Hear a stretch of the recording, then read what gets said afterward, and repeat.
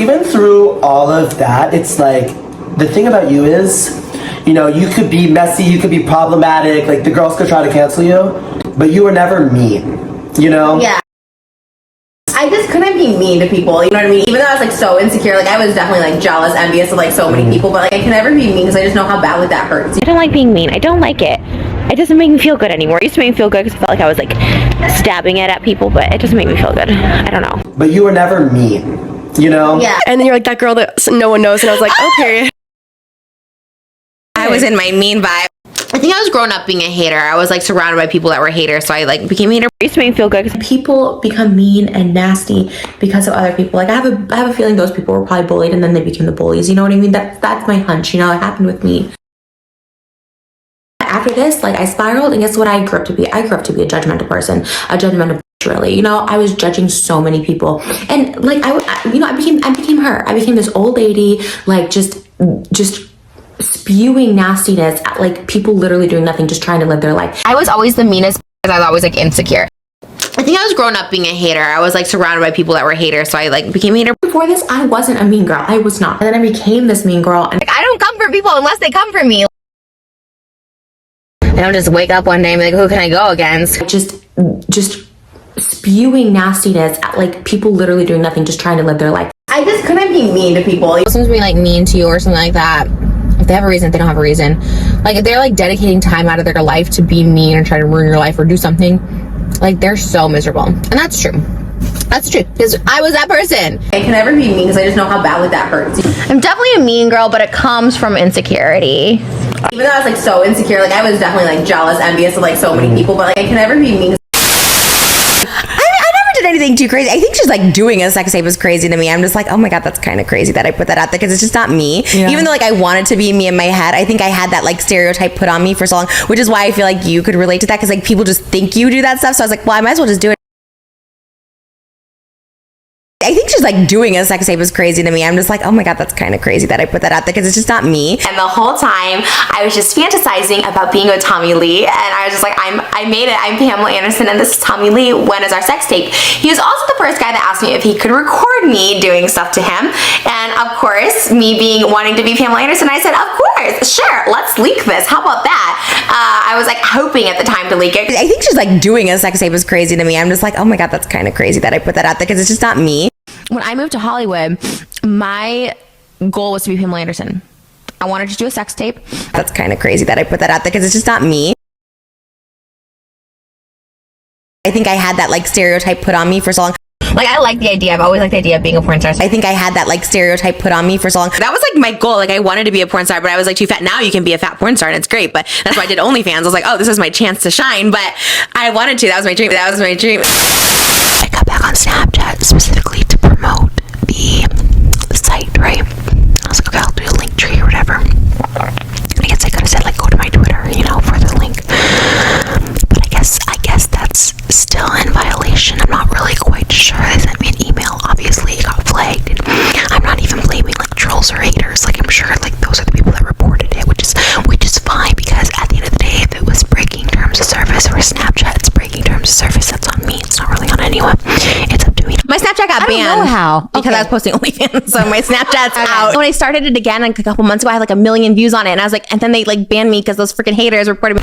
I'm not even blaming like trolls or haters. I'm banned from Snapchat, so I'll never get on that. Yeah. Why? I guess because I one time promoted like a link tree that had like a adult OF thing on there, which I didn't know. Stupid. It was one time. They usually give you more of a warning. I think I got 2 warnings. I think the first warning was when I promoted like a direct link to the site, and I was like, okay, so you can't do that. So I was like, you know, I'll do a link tree. I always see that's like the workaround. Stupid. It was one time. I don't even promote. I actually just started a link tree to promote on Snapchat, and then I did that. And I got like just banned. I'm banned from Snapchat, so that's why. Are you? I think I posted something about an OnlyFans one time, and they like banned me. I got 2 warnings. I posted something about an OnlyFans one time. I got back on Snapchat specifically to promote the site. I don't really care about Snapchat. I think it's like literally for like kids. I like answered his LA casting call, and it was to be like a stripper in one of his music videos. Remember? It was called The One Who Turned You Gay, which I don't think is up anymore, but it was like a parody of the Katy Perry song. And he was like my age, so we were like 20 at the time. He he like owned this big house in North Hollywood, and I was like, and I remember his mom had like a fancy checkbook with like Shane Dawson TV on it, and she was writing extra money to people who would say extra. And I remember I got paid like $500, but because I stayed an extra 2 hours, they gave me $1,000, and I was just like, damn, you have all this money to pay people. Oh my god! Yeah, I mean, $1,000. yeah, for like a 5-hour day. How did you meet Shane? That's a good question. I actually don't know that. I think we talked about this earlier. I was an actress when I first moved out here, and he was casting people off this site called LA Casting to be strippers in his music video, and he was paying $100, and I needed the money because I was an actual stripper at the time, and so he hired me to be in his video. That was 2010, so it was a while ago. Damn, that was a while ago. He was paying us like so much money, like $500 for like an hour. Yeah, and he had a big house, and he was like paying all these people because I was an extra. He like found me on a casting, or I found him on a casting. And wait, I didn't know that. You were an extra for him? Yeah, it was called The One Who Turned You Gay, and I was a stripper. I found him on LA Casting. I didn't even know it was Shane. They're like, you want to be in a video for $100? Like, yeah. Shane casted me off LA Casting to be like a stripper in his video. Yeah, and I didn't even know who he was. I was just like, well, I mean, I'm gonna get paid $500 to do this. I went to his house in North Hollywood, and he had this like big house, and he was like my age. He was like 19 or 20 at the time. Maybe he was 19, maybe 20. And he had this big house he owned, and he was employing his mom and his brother and like all these things. And I was like, what do you do? And I remember they asked us to stay a couple hours extra, and he would give us another $500. Well, I found out I could make money. There's like the biggest YouTuber right now is named Shane Dawson, and I met him in 2011, and he was my best friend. But when I met him, I just met him off LA Casting. He was looking for strippers for his video, and he paid $100 a day. I was always more of a Criss Angel girly. I was at a book signing at like 15 with him. I got to meet Criss Angel last week. So I've actually met him before. When I was 17, I met him at a book signing here in Burbank, well, in LA, but it was in Burbank specifically. I had just moved to California. I had just finished high school. I was living alone in Hollywood. I was at a book signing at like 15 with him. When I was 17, I met him at a book signing.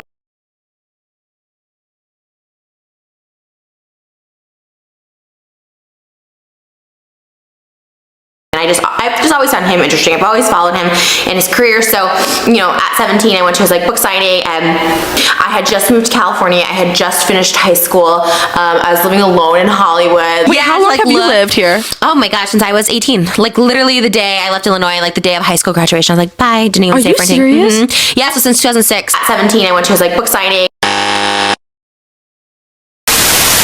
We love dressing up, okay? It's something that I do that makes me like cope with childhood trauma because I didn't get to dress up for Halloween as a child. Most memorable Halloween costume? Probably I'm gonna have to say in the first grade, and my mom let me go as CJ from Baywatch. Yes, Pamela Anderson, and she even stuffed my boobs. That's right, we were toddlers and tiaras before toddlers and tiaras.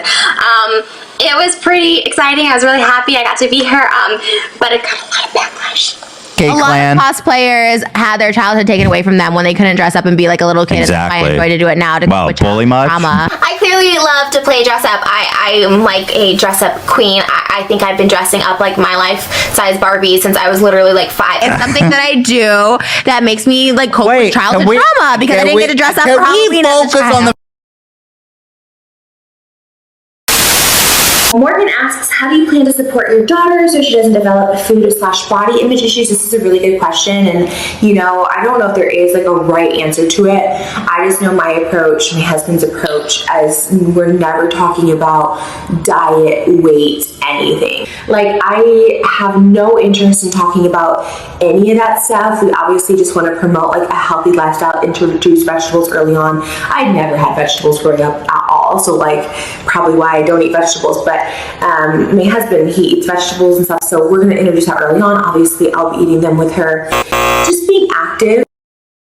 It's really important that she doesn't even think about big, small, fat, skinny, like, and I have to consciously make that effort. Like, I'll look at Moses and be like, oh, I love your skinny legs or something.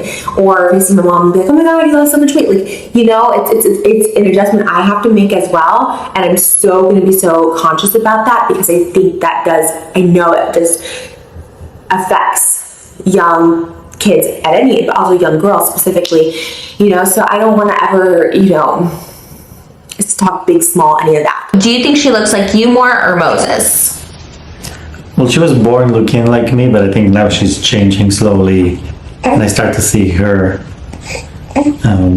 Think your nose, your eyes. I see the eyes a little bit. She has her eyelashes. I do see the eyes a little bit. Yeah, but I definitely see, like, when Moses is holding her, it's like, oh, that's, like, your twin. Like, I literally see that. Even, like, their personalities, like, the eye, the seriousness, just the, like, the stare, the observation. Like, all of it. It's, like, her mannerisms, her skinny legs, her little ankles. I mean, I guess we're not using the word skinny. Like, that's skinny or fat or anything. We're not using, not chubby, nothing. But she will never have self-confidence issues. There's a rule in our house. There's no diet. There's no talk about food or skinny or fat, nothing. So I gotta be better about that on the internet too. None of those words will ever come up. That's my one New Year's resolution is on this podcast or anywhere. And I just noticed it a lot. I do say it a lot about myself. I call myself fat, or I talk about it with guests or with you. Or I'm like, that's so, I feel off-putting, unattractive. And like, nobody wants to hear about it. You know what I mean?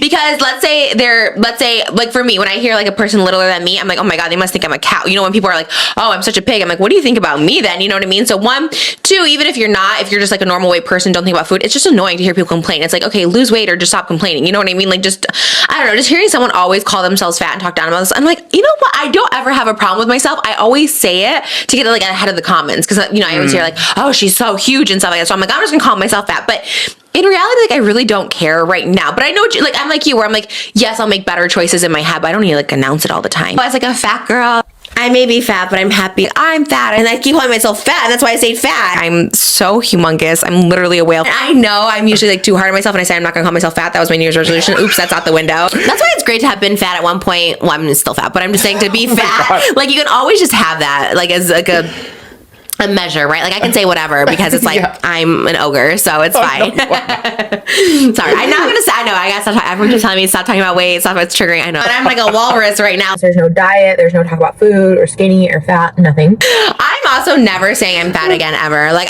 ever since having my second daughter, I was like, I don't want them to ever feel like they're inferior if they have like a little extra weight, or they want to feel weird about eating. You know what I mean? I watch my daughter eat Malibu eat, and she's just like doesn't have a care in the world. She stops when she's like full. It's like something that tells us in our head, like something traumatizes us where we overeat, where we do this, and I'm just like, I just want her to like live her life, whatever. So I'm never saying anyone's fat again. I'm never saying I'm fat again. I have to stay fat forever then. It's fine.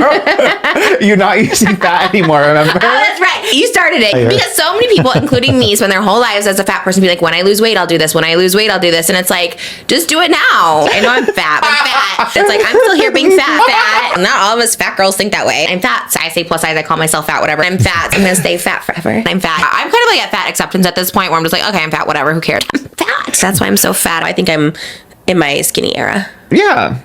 In my head, I feel like I'm like the skinniest I've ever been. My scale says differently. I kind of look huge. I'm in the skinny girl era now. I've been good about not calling myself fat lately, though. I've been pretty good about it. You're so actually like MCR. You're just hopping on the emo trend as you do with everything. That's so interesting. I mean, I love My Chemical Romance, but am I happy on the trend? You know, maybe I liked them when I was in high school, 3 Cheers. I did not follow the Black Braid or Danger Dates era because I was literally like a hooker on the street, as we've talked about before. But I really did like them in high school. I could never afford to go to like Hot Topic and get a shirt or anything, or like wear emo makeup. My parents were giving me everything I wanted. I could never afford to go to like Hot Topic and get a shirt or anything. My dad got us like a plane to like fly over Michael Jackson's house and like look at it. My Chemical Romance, like literally, like my youth was taken away from me. Like, it just sucks. Like, I think about this, like I'm 32, and it really does suck that I'll never get to be 15 at My Chemical Romance concerts, because 1, I couldn't afford it, but 2, I was really disturbed as a 15-year-old, which is when My Chemical Romance came out with like 3 Cheers and stuff. So like, 1, we didn't have money. 2, I was deeply disturbed. My dad did so much for me. Oh my God, he took me to Tom Jones in Vegas, Donny Osmond. He got me meet and greet passes. Like, I mean, I had a pretty happy and spoiled childhood because of my dad. I didn't have money. Have you been to Graceland? Oh, love it. I used to go every Christmas with my dad. Yeah. Okay. From like 1, like literally like 2 to like 17, I went. I couldn't afford it. My dad got us like a plane to like fly over Michael Jackson's house. I got broken up with and kicked out of my friend group. The friend group didn't want to talk to me anymore because I exposed that one of their friends was dating a minor, and they didn't like that. And as soon as I told David like I was uncomfortable with something, where it became the Tana bit that I hated, and that's when they like exiled me. That's when they started like pushing me out and stop filming with me and stuff like that, because I didn't like the bit. So they would just not invite me and then like do it behind my back. She wasn't 18. Like I knew about this. That's when I distanced myself. That's when they started like pushing me out and stop filming with me and stuff like that, because I didn't like the bit. I distanced myself. She couldn't get into Jason's party because she wasn't 18. She couldn't get into Jason's party because she wasn't 18. She wasn't 18.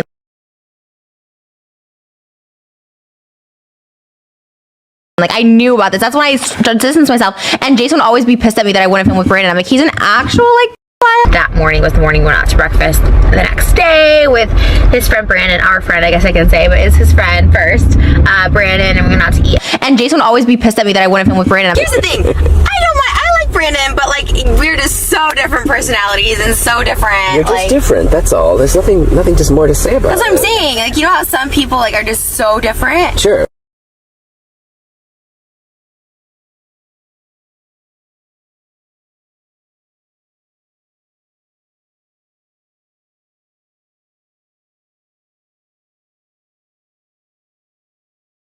Let's remind everybody, once again, the main issue that I struggled with during our thing is him defending his best friend, Brandon Calvillo, who is 20 years younger than him, his best friend, who was dating a minor that they thought was completely okay. And I was exiled from the group because him and David both made jokes with this girl who was a minor, asking about Brandon and saying it's completely okay. And not only do they stand by him, they do have him in blogs and stuff like that. I was getting slowly cut out of the group. There was a reason I was always so cold to him. I didn't want to film with him. I was exiled from the group. Distance myself. There was a reason I was always so cold to him. I love Brandon so much. Oh. Jason would always be pissed at me that I wouldn't film with Brandon.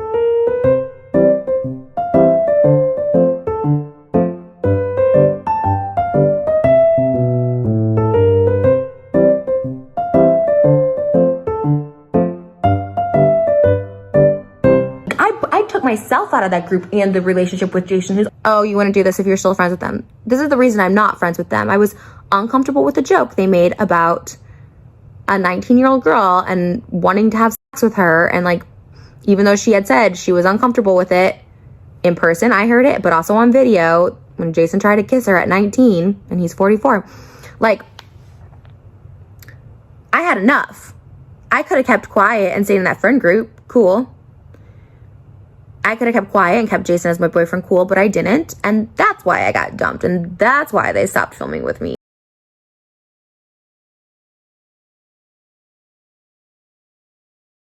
You want to film something? Babe, I don't care, whatever you want to do. I've already filmed. Like, I was waiting for you guys for 2 hours. Do you want to talk about my movie? Jason doesn't want to do it. Do you want to do it? What movie? I'm doing a movie with Tommy Wiseau from The Room. No, you're not. Yeah, it's just me and him in it, though. But I need a director. You want to direct it? What are you talking about? You and Tommy Wiseau. Yeah. Oh my God, you directing her movie would be so. I want to film the behind the scenes of.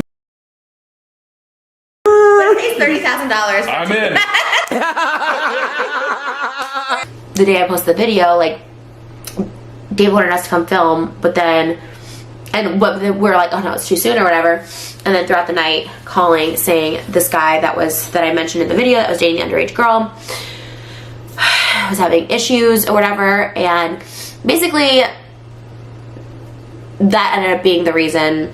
I'm not really sure the exact reason of the breakup, but I was uncomfortable with the joke they made about a 19-year-old girl and wanting to have sex with her. And that's why I got dumped. And I got broken up with and kicked out of my friend group. The friend group didn't want to talk to me anymore because I exposed that one of their friends was dating a minor. That's what happened. I said no, and I just literally got kicked out. Like, literally, I think it was like 5 days later, because then I was like, just no more with Tana. I just hate that stuff. The issue that happened of it all, the reason I was like officially dumped was another friend. It had nothing to do with David and Jason. It was another friend that I was called out and I shouldn't have. The worst part about this is even when I came out with my shit about like Brandon dating the 17-year-old, they wanted me to apologize. Like, if you just apologize to David and Brandon, like everything will be okay. And I was like, apologize for what? I should have said something sooner. I guess I didn't really even know fully the whole thing, especially until like after I said it and then like hearing just more stuff come out about it. That's all I ever wanted from them. All I ever wanted was like an acknowledgement, like, hey, instead they said that I was the problem and they tried to make me apologize to Brandon, the guy that was dating a minor. the way I went about everything was so wrong. Honestly, I make those videos to distance myself because like it's so hard for me to end things, and it was so toxic. And I always say in interviews, I regret making that video. Can I just be honest? I don't. I regret making it because I lost my fucking boyfriend in it. AB is such an idiot. Then he goes on to say, well, Trisha also made jokes about wanting to, like, being obsessed with David and stuff like that. One, yes, they were jokes. Two, no one ever said that they were uncomfortable with it. I repeatedly stressed on and off camera I was uncomfortable with the jokes. And for anyone who said, you made threesome jokes, you hit on David, well, for like after our incident, after I made it clear I didn't like these jokes, and even Jason making it clear that he didn't like, I guess he told me that it made him uncomfortable, so I stopped. I said stop for months making jokes about David or anything. No one ever said that they were uncomfortable with it. Even Jason making it clear that he didn't like, I guess he told me that it made him uncomfortable. People always try and paint me as like really insecure. I'm actually very secure with our relationship. It's just like those things when like my friends and family sees it, and I'm saying Jason's so wonderful. Like I love him because he never cheats on me, which I tell everybody. And it's like, but those are showing, people don't get that that's a vlog or a bit. It's like, it looks disrespectful to me. I was threatened with like Jason, my ex Jason. Like I was always like, if we broke up because he made a threesome joke. I don't know if you know this drama, but he made a threesome joke in a vlog that he kept making, and I was so insecure about it that we ended up breaking up. People always try and paint me as like really insecure. I'm actually very secure with our relationship. So he knew that you were not comfortable with these jokes because it made you feel insecure, rightfully so. I mean, that's your boyfriend. It's not even insecure. It made him look like a pervert. Like I'm dating this like pervert that wants to be with like. It makes everyone look and feel bad. I don't mind a threesome. I've had threesomes. I'm not insecure about it. No, but she's 19, and you want us to go in a room with Jason, this 19-year-old. And they kept pushing it and pushing it. It was so embarrassing. So was Jason, I'm not insecure about no, it. But I was so insecure about it that we ended up breaking up. But she's 19.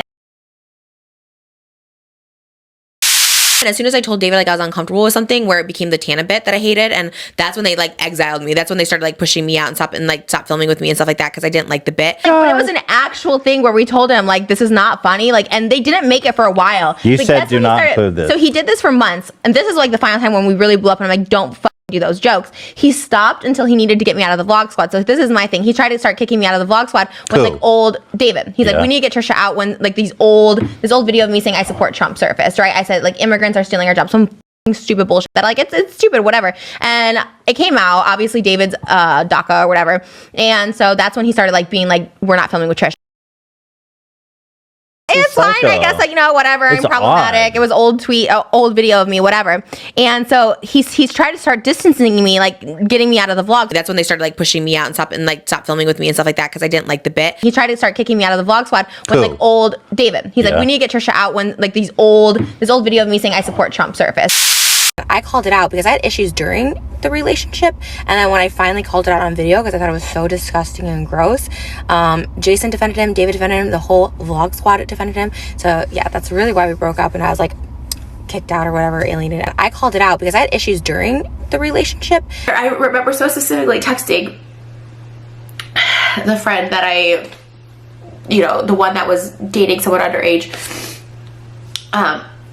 I even texted him because I apologized. But anyways, I was trying to somewhat get past that.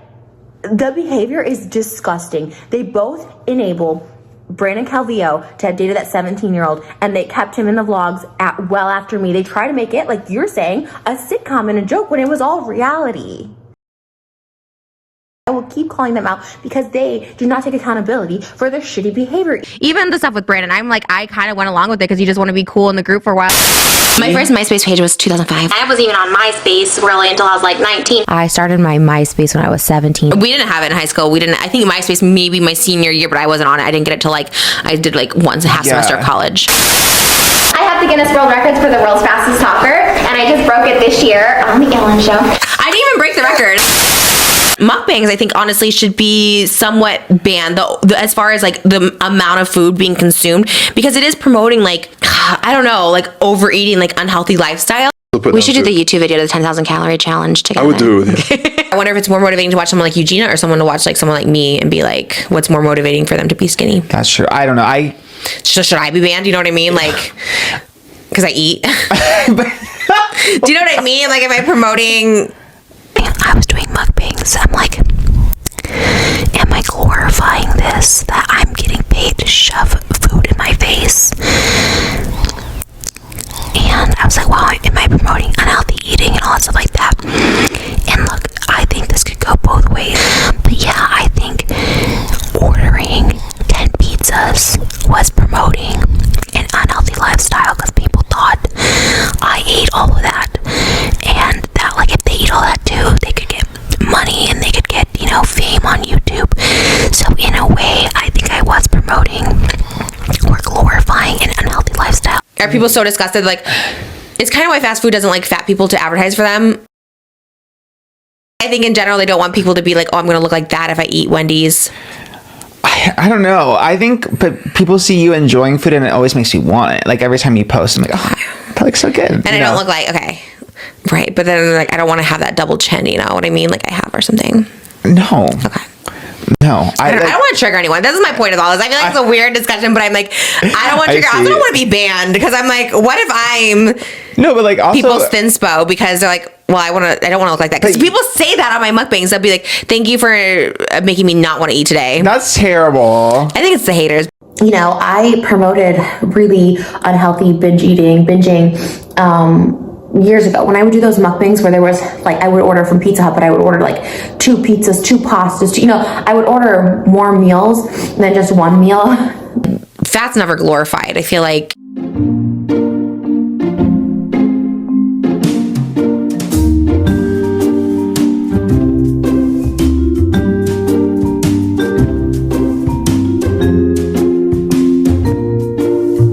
So now when I do mukbangs, yes, they're not as grand. They don't have all the food spread out, which is really cool to see, and it's a cool aesthetic. But I only eat what should be, I don't want to say a healthy amount, but a standard amount for a single serving or a single person in a meal.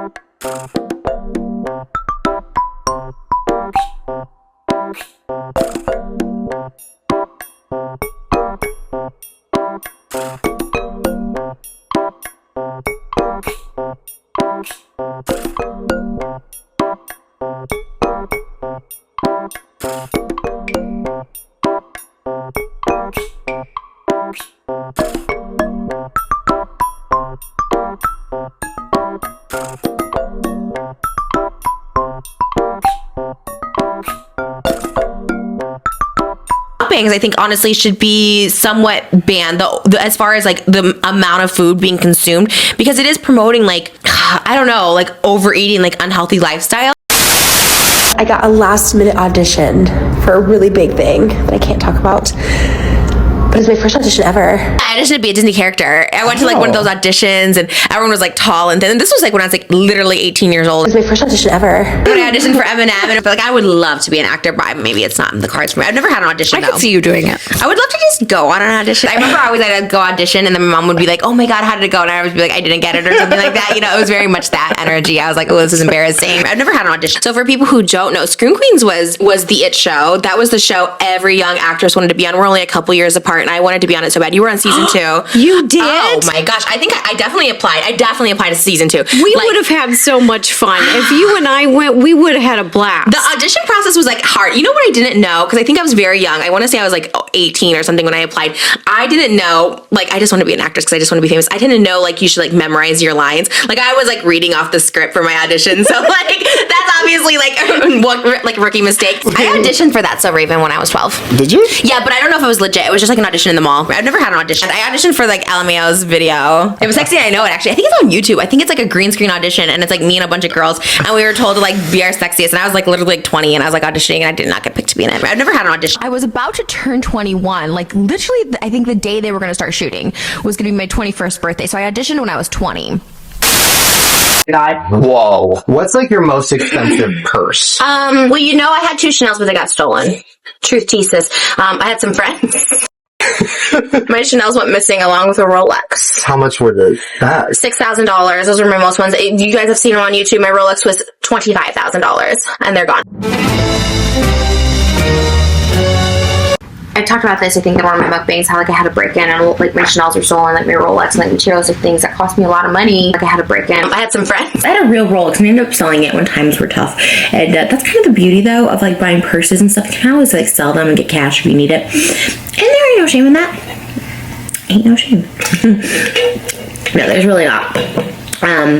You know, you buy nice things when times are good and when times are rough. You gotta do what you gotta do. I had a real Rolex and I ended up selling it when times were tough. It was a really great year for me, and so I did decide to splurge. I got my first Birkin this year. I got my first Rolex. My Chanel's went missing along with a Rolex. I got my first Rolex. I never had an agent.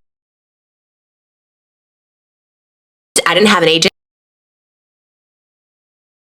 Because I've never had an agent. I've always wanted to act and never get an agent. But you have like, managers, right? Yeah, like I have managers that help me like sponsorships and stuff, but nothing like acting. If you were talking about like just work, like work opportunities, I do have a manager and an agent. We just had a guest on this week too who's in so many movies and she has movies coming out. I'm like, and she's an influencer and she's so talented. These people are talented. I'm not saying they're not. I'm just like, where did I miss the mark? I had agents, I had casting. Like I don't understand where I missed this. There's one thing I've always wanted in my life, and that was to have an agent. Every time someone comes as an agent, you're like, how'd you get an agent? I had agents, I had casting. I've done the 17 years like hoping to get an agent, and I've never had that. So yeah, for that you need an agent. To get an agent, you gotta go to classes and do showcases, and I used to have one in there. They can be great, but honestly, I feel like I push harder for myself, and I like network myself a little better, so I'm able to kind of just book them on my own. Never had an agent before. I have a manager, right? But like not really for acting. It's more like a literary agent, but like books me, like sometimes considers me for whatever. I swear, all the castings he brings me is like the role of the fat friend and the fun. It's like. This year I signed with CA after 18 years of being in LA. I had no idea how you got an agent. It's voiceover work, so my agent was just like, oh, you just go casual. I always wanted to be like an actress, even at like 10. I'm like, I want to be, but I didn't know how to like get in the door. I still don't have agents or headshots or anything, but I never knew how you did it back then. I just know this from experience. I mean, maybe now it's different, but when I was auditioning, my agents were like, you know, you're not skinny enough to play high school popular cheerleader, but then at that time they're like, you're not big enough to play like a Melissa McCarthy or Rebel Wilson type. I never had an agent because I never wanted to do like managers, yes, but an agency that can get you like the connections. I had like Jordan as a manager for a little while, but I really, most of my career, never had a manager. I pushed it myself. I talked to my manager the other day. I never had a manager. So I'm sitting in LA traffic. Oh, I have a dinner with my manager. Craig, my manager over there. The only time I ever had managers were in the UK. And I ran into an old manager of mine. I never really had managers and stuff, and just pushing my managers and stuff to get me more opportunities. I never had a manager. I have like a manager that like works with a bunch of like YouTubers. I just never had a manager. I've had managers. You've had guys love you, write songs, but I never had guys do shit for me. So it's like the minute I found Moses, I was like, oh my God. I just ordered a $100 bottle of wine, so I guess I'll be paying tonight. No, Jason's been paying for all our dates. He paid for everything.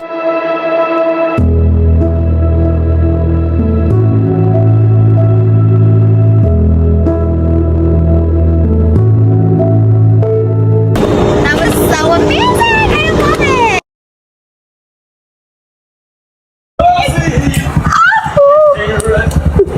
That was it. Entre Elvis. I love you. This is the best thing ever. Jason took me on this trip. All him. My flights, my hotels.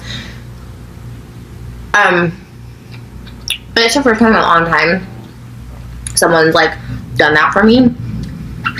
And I don't expect it ever. I like being 50-50. But it's been nice. Because Jason had to be somewhere, he couldn't help me. And you know, I realized how much he helps me with things in life, how much he alleviates stress in my life. But Trish, don't ever take this man for granted, because he does a lot. I never had guys do shit for me.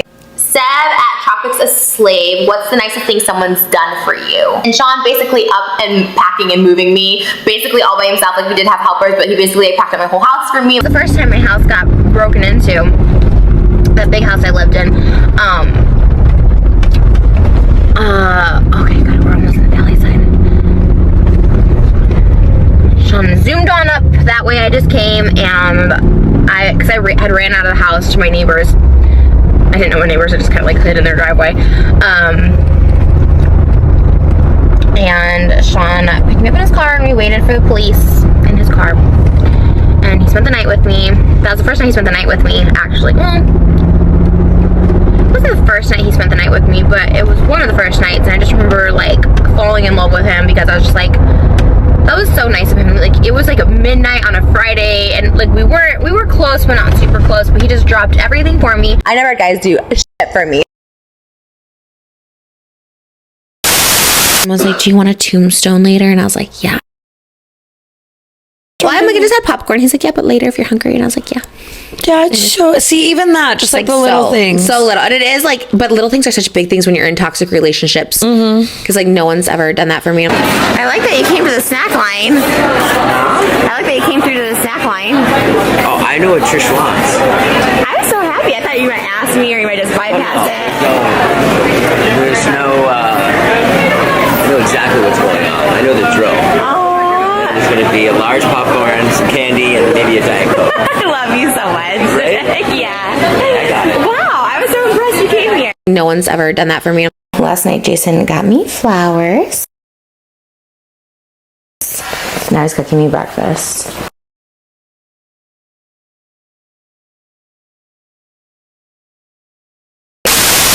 When you said dress up, and today doing the photo shoot with you, I was like, this is like my soulmate. Literally the only other person to do that was Moses for me.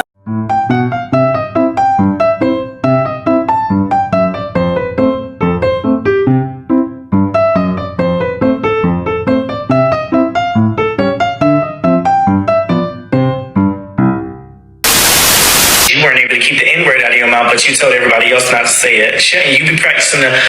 I once sang along to the N-word in a song when I was 21. That was 11 years ago. I said it once, don't say I said it repeated. That's slander, babe. My homegirl slurp it like a milkshake. All you want some Nick cake. Straight from the underground. A young got it bad cause I'm brown. Looking for the product. Thinking every nigga is selling narcotics. I once sang along to a song that contained the N-word 11 years ago, and he's right, it was super problematic. Never apologize, making accountability. The police coming straight from the underground. A young nigga got it bad cause I'm brown and not the other color, so police think they have the authority to kill a minority. But fuck that shit, cause I ain't the one for a punk motherfucker with a badge and a gun to be beaten on and thrown in jail. We can go toe to toe in the middle of a cell. Fucking with me cause I'm a teenager with a little bit of gold and a pager, searching my car looking for the product, thinking every nigga is selling narcotics. Real country ass let me play with his rifle. Pussy put his ass to sleep. Now he caught in my NyQuil. I once sang along to the N-word in a song when I was 21. That was 11 years ago. I can never apologize, making accountability. If a word's in a song lyric or if it's in a script, why can't I say that? I can never apologize, making accountability. So when I'm jamming with my friends to Nicki Minaj or whoever, Busta Rhymes, NWA, whoever it is, like, I have to stop because I'm white. Like, I can't sing songs because I'm white, which, okay, I'll just get into this tweet because this is where then people are like, no, Trish, that's not good. I feel like, because I was saying, that feels racist to me. I can never apologize, making accountability. I said it once. I said the N-word twice in a video 7 years ago. It was in a song, and another one was like in the sense of like Pulp Fiction or something like that. I said the N-word twice in a video. I said it once, don't say I said it repeated. That's slander, babe. 7 years ago. That was 11 years ago. I sang the N-word in a song 10 years ago in a YouTube video. I said the N-word twice in a video 7 years ago. I said the N-word twice 8 years ago. I myself have said the N-word 10 years ago in 2 clips. I said the N-word twice. I said it once. There's 2 videos of me saying the N-word. I think one time I sang the N-word in a song, and then I said it from a Quentin Tarantino movie, and like that was it. From rags to riches, I ain't dumb. I ain't saying she a gold digger, but she ain't messing with no broke. Now she ain't saying she a gold digger, but she ain't messing with no broke. First First and foremost, I've never said the word casually, or like I never say that word casually. Black guys like me, I liked them. I liked the culture. I liked rapping. I was like really into it, where those are the only people I'd hang around. And so when you hang around people for that long, you start talking like them. And I'm not gonna lie, like I would just throw that word around like it was nothing, because to them it was nothing, and to me it was nothing. It wasn't meant to offend. It wasn't meant to be derogatory. It was literally something I said all the time, and I was picking it up.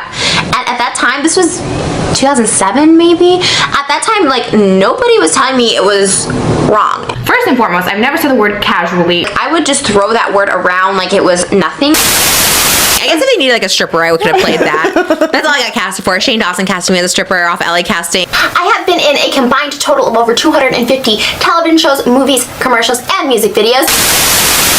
Just when you have to do a scene in front of a lot of people, it's kind of nerve-wracking.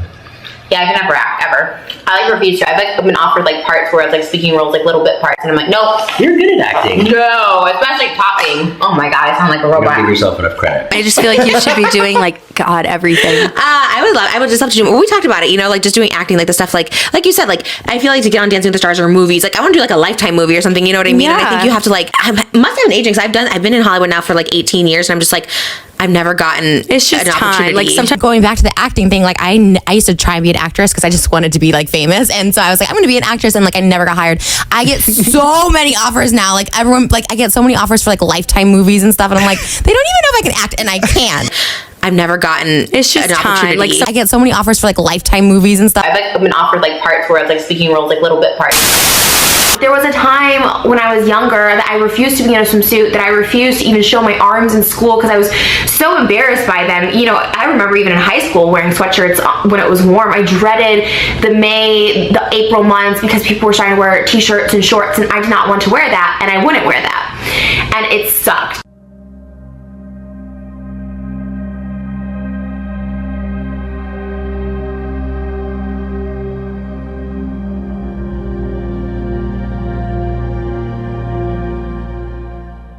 I didn't even think like to get. Oh, by the way, first and foremost, always have hated my arms. It's not a thing because I know a lot of people tell me, oh my god, her arms are the size of my thighs or whatever. But it's always been an insecurity. My arms have definitely gotten worse. But oh my gosh, from when I was 7 years old, I wouldn't wear short sleeve shirts to school. I wouldn't. I would wear sweatshirts like in the summer when kids were wearing tank tops and stuff to school. I was wearing sweatshirts because I was very self-conscious of my arms at 7 years old. So that's been my number one insecurity before my tummy for anything was always my arms. I always have been. If you watch my boyfriend take from last year, the 1 year update, I literally asked, my ex, I was just like, oh, like, what's my biggest insecurity? That was like a question. He's like, her arms. Like, everyone just knows this about me. Like, my arms are a thing, which you don't think someone has, like, insecurity about their arms, but I did. And, so I got them done. From when I was 7 years old, I wouldn't wear short sleeve shirts to school. I would wear sweatshirts like in the summer when kids were wearing tank tops and stuff to school. I was wearing sweatshirts because I was very self-conscious of my arms. People like made fun of like my clothes because I'd wear the same thing every day, like sweatshirts and stuff, and I wouldn't show my arms, and they like make fun of me because they're like, why are you wearing sweatshirts in like May? And I was like, because I'm self-conscious about my arms, you know? I would never be going to school with my arms hanging out ever. I have complex about that, by the way. So for all y'all who make fun of my big arms, I get it. I have big arms, okay? I've always had big arms, okay? If I had babies, I'd be posting them all the time. It is disgusting. They do not have a choice in this. They are not getting a say. Your baby doesn't even speak to have a say. As someone who is not blessed enough to have children or have been able to get pregnant, you have a blessing, and you protect that blessing with all costs. How dare you put them on the internet?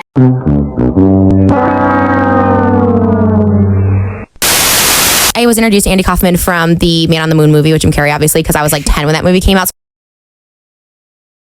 From an early age, I just knew like his like, it was like an attention-seeking thing. People were giving him attention for being like outrageous. And so I was just like, wow. And I thought it was so funny. And I mean, maybe I'm just giving myself too much credit, but like as a 9-year-old, I was like really like, oh, I get what he's doing. Like I want to do that. Like, just kind of like ruffle people's feathers, So like at school, I did this on a very inappropriate level, but I would like be like, ooh, I have such a crush on like, a teacher or whatever. I'd say like a teacher's name or something. And I'd be like, ooh, I like can't wait. Like people would just think it was like weird. I'm someone who's always thought teachers were hot and like wanted to hook up with them at like literally the worst, like at 12 years old. Now, were you bullied a lot as a? Yes. And what were your parents thinking when you were quitting schools? They just thought like, I think my parents were they were great and also not great because I think I played victim to everything. Like the kids are mean to me at the school. I need to drop out. So I always like kind of like manipulated a little bit. And I wasn't getting bullied. I was getting by my teachers. I'm pretty sure I was getting an R word by my teachers, and the principal didn't believe me. And I didn't move school 4 times because teachers were being inappropriate. And I wasn't getting bullied. High school bullying had led me to depression. It led me to, dropping out of school for temporarily. I was going to quit school completely. Suicidal thoughts. And I wasn't getting bullied. I got bullied so hard. I was just thought like, oh, high school was fun, whatever. I don't know. Like, it wasn't fun. It definitely wasn't fun. But again, I wasn't bullied either. I went to 4 different high schools because of bullying, because kids were so mean and cruel and vicious to me. Like, it got really bad. In my high school days, I would not have put my parents through so much. I always made everything so dramatic. I made them take me out of school, homeschool me. Like, it was always such drama. I would probably take that back and apologize for that time. Erica Ramirez at Erica Elizabeth, did you ever get made fun of in school? If so, how did you learn to love your body? Of course I got made fun of. Oh my gosh, I got made fun of a lot actually. Middle school and high school. There was like a time where maybe I got bullied for like a year or something like that, but it wasn't like terrible. Were you bullied a lot growing up? Oh my God. Like, actually a lot. When you look back at it, you didn't think you were. And bullying in the sense, like, they would just make fun of like your hair, call you fat, like all those things like that. Would you say that you were a bully in school or you got bullied? Kind of just neither. I kind of just floated by, I suppose. I mean, like a little bullying, I suppose, but well, no. Myself in 2005. That's why my band is 2005, because it was the most trauma of my life, because teachers wouldn't leave me alone and they'd come to my house and just R-word me. To me, I thought it was normal. I saw it in movies. I was like, yeah, I will do this too. And this is something that I don't think is trauma. I thought it was completely normal. I thought it was really cool. Well, no. Myself in 2005. That's why my band is 2005, because it was the most trauma of my life, because teachers wouldn't leave me alone and they'd come to my house and just R-word me. Well, that's what I always talk about. Is like, I always thought that was totally okay.